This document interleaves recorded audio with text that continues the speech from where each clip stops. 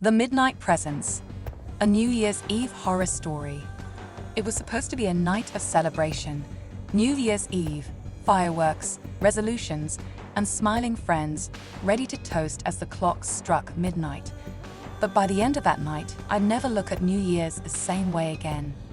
Our little group gathered at a rented cabin deep in the woods, far from the city's chaos.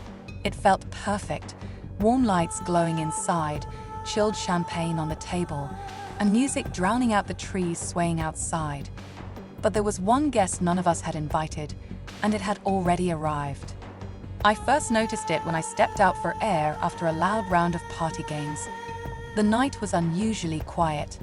No insects, no animals, just this profound, unnatural silence that immediately made my skin crawl. Then, a faint crunch of snow behind me froze me in place. I turned and saw nothing, but the sense of being watched was overwhelming. My breath hitched, visible in the cold air. I scanned the darkness, squinting between the shadows of the trees. Nothing moved, and yet, something was there. I could feel its presence, heavy, unnerving, and wrong. Back inside, I tried to shake it off. The laughter, the music, the champagne, it helped briefly. Midnight was close, everyone excitedly counting down, holding cheers in the air. Still, the unease clung to me like frostbite, and worse, it followed me. As the final minutes ticked down, the living room's lights flickered. Just a random power surge, maybe. But then came the whispering. No one else seemed to hear it. The faint murmurs breathing through the cracks of the cabin walls. When the clock hit 12 and everyone shouted, "Happy New Year," the energy in the room shifted. It wasn't passion or joy, it was dread. Every light in the cabin extinguished, plunging us into darkness. Our phones didn't work, neither did flashlights. It was as if the new year itself refused to start. That's when we heard the knock at the door, steady, deliberate, and cold. I wish I could say this was some kind of prank, but when I peeked outside, the porch was empty. Yet the knocking continued, on every wall as though something was circling us, waiting for the right moment. Panic set in. My friends, once full of energy, fell eerily silent, their eyes vacant, as if something had reached into them and silenced their souls.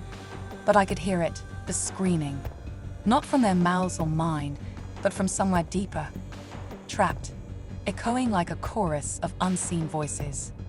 I wanted to run, scream, or even shut my eyes and pretend it wasn't real. But how do you fight something you can't see? Midnight wasn't just a change of the hour. It had ripped open something dark, something hungry. It had been waiting in those woods, and now it had found us. To this day, I don't know how I made it out. My memory is fractured, running through icy woods, the cracking of branches behind me, and that unmistakable feeling of being hunted. Every New Year's Eve since, I haven't left my home. I make no resolutions. I don't even glance at the clock. I tell my story now because maybe, just maybe, there's someone else who's felt it, that midnight presence. It feeds when the year is reborn, slipping through when others are too distracted to notice. Listen closely when midnight arrives. Is your joy truly yours, or is something feeding on it? This was what happened to me one New Year's Eve. What's protecting you from being next? The Haunting of New Year's Eve, a story that never ends.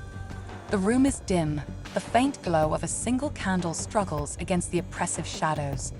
Its flicker sways with each pause in my breath, the only witness to what I'm about to share. You've clicked on this video to hear a story. But I warn you, what I recount tonight is not merely a tale. It is a warning. Several years ago, in a small snow-blanketed town, I found myself trapped in a night that refuses to be forgotten. I didn't want to go out that New Year's Eve. The sharp edge of my hesitation dug deep as my closest friend begged me to join her for a celebration at an old, secluded manor on the outskirts of town. I have my doubts. Something about the place had always felt wrong. But against my better judgment, I went. When I tell you that I stepped into another world the moment I crossed that threshold, I'm not being poetic. The atmosphere inside the manor was thick, cold, and still, as though the house could sense its next victims. The walls were lined with faded paintings, portraits of people whose hollow eyes seemed to study me. Their disapproving gazes followed me as I walked, leaving me with a gnawing suspicion that I shouldn't have come. The other guests were strangers, save for my friend. Some were cheerful, others indifferent, but I noticed small cracks in their expressions, the kind of fleeting unease most people would ignore. Then there was the host, a tall, pale man who spoke with deliberate calmness. He wore a faint smile, but there was a chill in his eyes, as if he saw something none of us could. For the first hour, it felt like any ordinary gathering. People drank, laughed, and exchanged pleasantries. But something subtle and unnameable began tugging at the edges of my awareness, like a thread unraveling from the world around me. I heard at first a faint knock, a soft, rhythmic tap-tap-tap that echoed faintly through the wall beside me. The kind of knock you wouldn't notice unless you were paying close attention, which I was. I turned to see where it was coming from, but no one else seemed to hear it. Then I started noticing changes. A stranger bumped into me one moment, only to reappear across the room a heartbeat later. Another guest left for the restroom but came back minutes later, confused, claiming he couldn't find the door anymore. My unease ripened into something darker, heavier. I glanced at my friend, hoping for reassurance, but her expression mirrored my growing fear. At this point, it was impossible to ignore the peculiarities of the house itself. The floor creaked even when no one was walking on it. Shadows seemed reluctant to stay tethered to their owners, moving unnaturally at the corner of my eye. And then there was the clock. The grandfather clock stood tall and ominous in the corner of the main hall, its face staring down at the party like an impassive judge. Midnight loomed closer. The guests began to gather near, their anticipation laced with an unspoken tension I couldn't yet explain. The host, still calm and pleasant, stood near the clock. He raised his glass and offered a toast I barely remember. It was something about time, the fleeting nature of it. His words dripped with double meanings, each syllable tormenting the part of my mind screaming for me to leave. But it was too late. As the clock struck 12, everything changed. The echoes of distant fireworks bawled into the background, muffled as though they were submerged underwater. The air itself grew heavier, colder. I felt as though the room was holding its breath, or perhaps holding us. And in that moment, the party became frozen. It took me a moment to realize it was happening. Right after the clock struck 12, the guests went back to their idle chatter. Strange, I thought, isn't there usually more fanfare at midnight? But then I noticed the clock again. It was 11:59. The room shifted around me subtly, as though the air were charged with static. I heard the clock chime 12 again, and again the festivities reset. The same brief cheer, the same swing of champagne glasses, the same uneasy silence afterward. My stomach churned as I glanced at the faces of other guests. Some were delighting in the celebration as if the night had just begun. Yet a few, just a few, wore the same dawning horror I did. The clock struck 12, again. Time wasn't moving forward anymore. The night was stuck, looping endlessly in the same hour. I could feel the house press against me, its presence weighty and relentless, as if feeding off our helpless bewilderment. I wandered through the hallways, searching for a way out, but found none. The front door didn't lead back to the snow-covered street. It opened directly into the dining room, where the other guests were gathered. A side door brought me right back to the main hall, as though the house had rearranged itself behind my back. The laughter of the guests was now beginning to sound hollow, artificial, like actors playing a role just a little too well. One by one, I saw some of them falter, faces drooping, their eyes glazing over. They disappeared into the shadows, and I never saw them again. That was when I knew the house wasn't just trapping us. It was consuming us. Desperate and terrified, I confronted the host. He stood by the clock, serene as ever, twirling his glass idly. "Why are we trapped here? What's happening?" I demanded. He turned to me, his cold smile as steady as the house around him. "The house ensures that time is properly observed," he said cryptically, his words brimming with malice beneath their measured calm. Stay too long, and you may become part of it.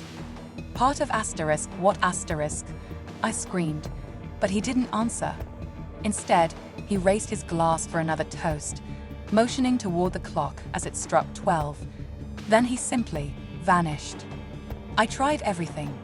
Smashing windows resulted in no shards, only seamless glass reforming, as though I had done nothing. I banged on walls, screamed for help, and refused to join the other guests in their increasingly bizarre and mechanical routines.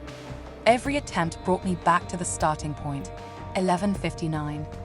At one point, I thought I heard a voice, a whisper in the darkness. It was faint, yet filled with desperation. Break the source, it hissed. Stop the clock.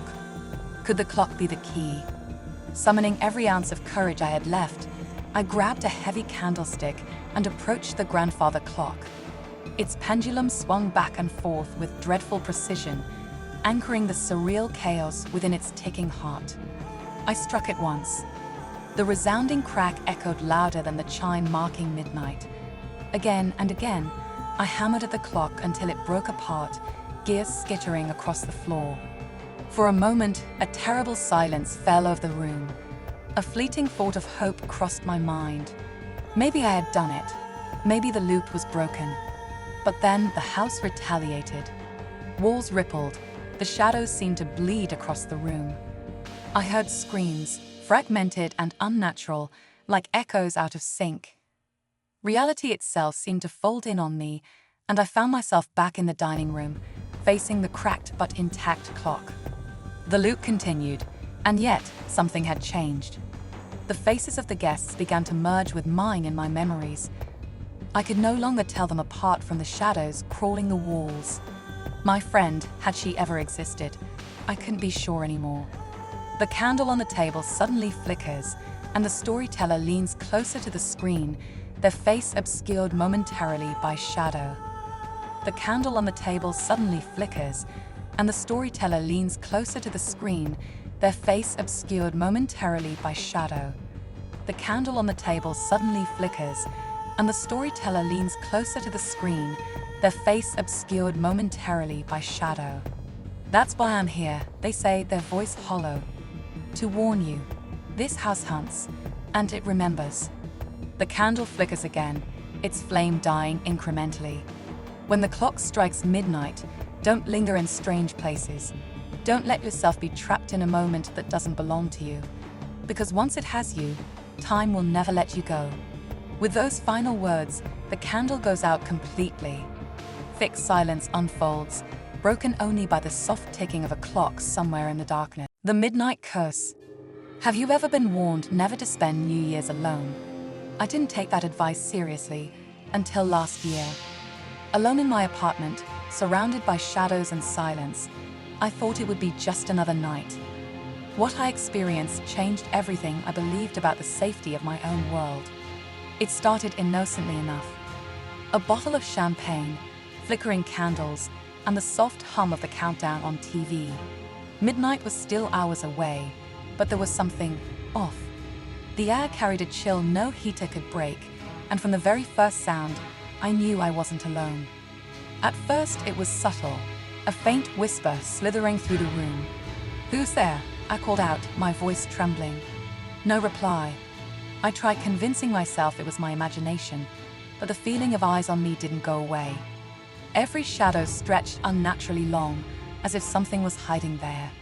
I reached for my phone to call a friend, but stopped cold when I saw the time, 11:11 p.m. The screen flickered briefly before shutting off. No matter what I tried, it wouldn't turn back on.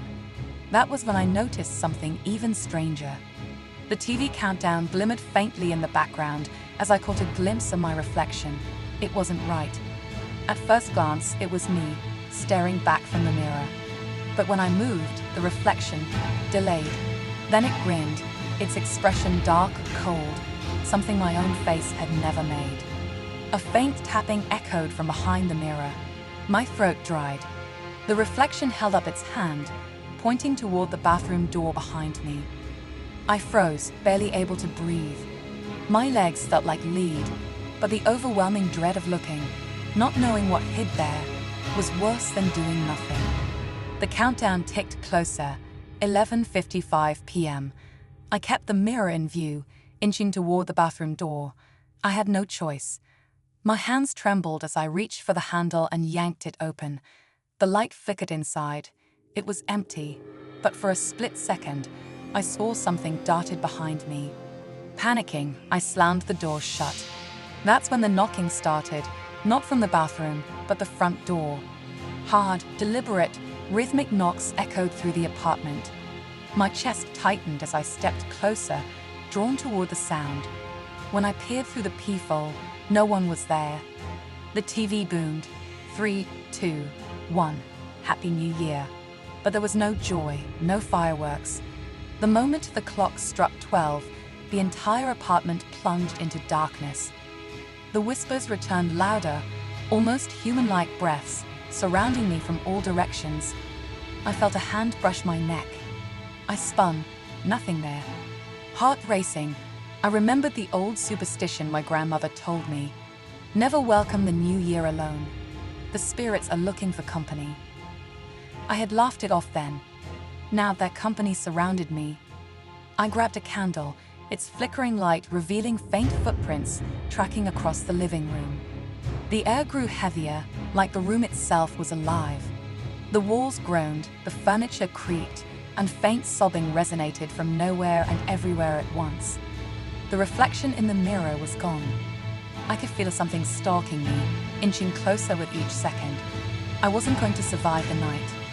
Acting on primal instinct, I screamed at whatever was there, "What do you want?" The whispers stopped, and a single voice hissed, "It's too late. You invited us in." The candle extinguished, and in the darkness, I wasn't alone anymore. The last thing I saw was a shadow lunging at me. When I woke, it was daylight. Everything looked normal, as if the horrors of the night were just a bad dream.